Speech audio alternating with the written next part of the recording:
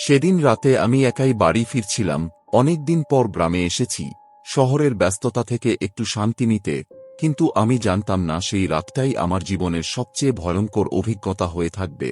আমাদের বাড়ির পাশেই একটা বড় বাঁশ বাগান আছে, যেটা নিয়ে ছোটবেলা থেকে নানা ভয়ের গল্প শুনেছি।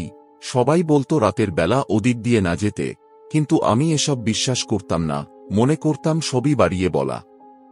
সেদিন কারেন্ট চলে গেছিল, চারপাশ একদম অন্ধকার। আমি হাতে একটা টর্চ নিয়ে বাইরে বেরোলাম। বাতাসে একটা ঠান্ডা ভাব ছিল, কিন্তু সেটা স্বাভাবিক ঠান্ডা না, যেন কোথাও কিছু ঠিক নেই।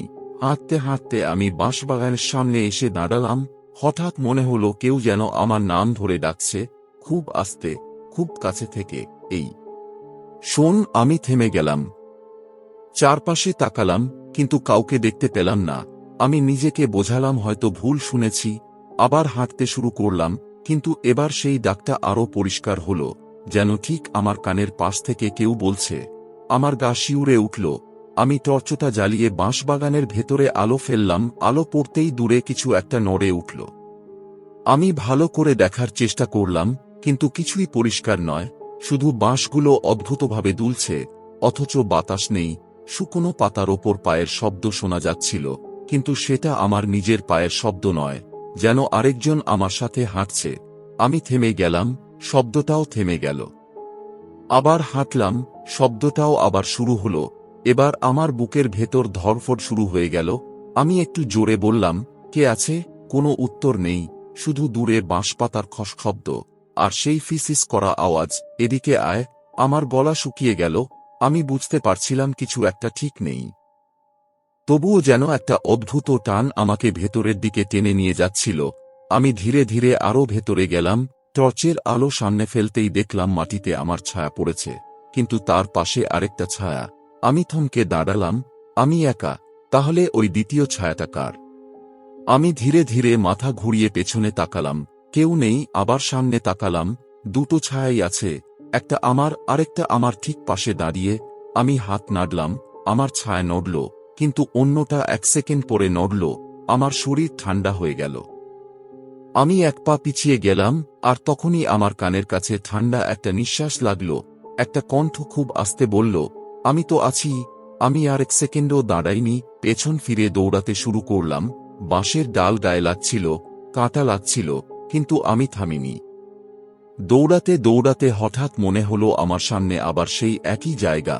আমি বুঝতে পারছিলাম না আমি বেরোচ্ছি নাকি একই জায়গায় ঘুরছি। চারপাশের বাঁশগুলো একই রকম, একই শব্দ, একই অন্ধকার। আমার মাথা ঘুরতে লাগল, শ্বাস নিতে কষ্ট হচ্ছিল। হঠাৎ টর্চটা নিভে গেল, চারপাশ সম্পূর্ণ অন্ধকার। আমি থেমে গেলাম, কিছুই দেখা যাচ্ছে না, শুধু সেই ফিস ফিস শব্দ। পালাতে পারবি না। আমার হাত কাঁপছিল। আমি টর্চটা আবার জ্বালানোর চেষ্টা করলাম। কয়েক সেকেন্ড পর টর্চটা আবার জ্বলে উঠল। আলো জ্বলতেই আমি দেখলাম আমার সামনে একটা ছায়ামূর্তি দাঁড়িয়ে, পুরো কালো, মুখ দেখা যাচ্ছে না, শুধু দুটো চোখ জ্বলছে।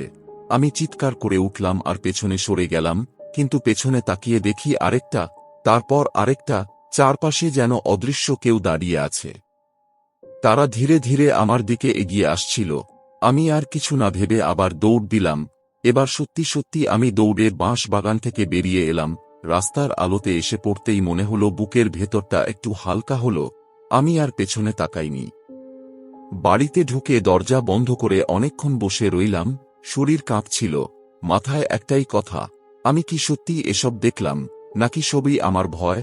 অনেকক্ষণ পরে নিজেকে শান্ত করলাম, ভাবলাম সবই হয়তো মনের ভুল। কিন্তু আসল ভয়টা শুরু হলো পরের দিন। সকালে রোদে দাঁড়িয়েছিলাম, হঠাৎ মাটিতে চোখ পড়ল, আমার ছায়া। আর তার পাশে আবার সেই দ্বিতীয় ছায়া। আমি স্থির হয়ে গেলাম, ধীরে ধীরে হাত নাড়লাম।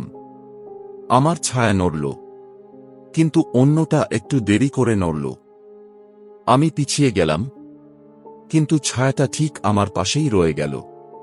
সেই রাতের পর থেকে আমি আর কখনো একা নই, কারণ ওটা এখনো আমার সাথেই আছে।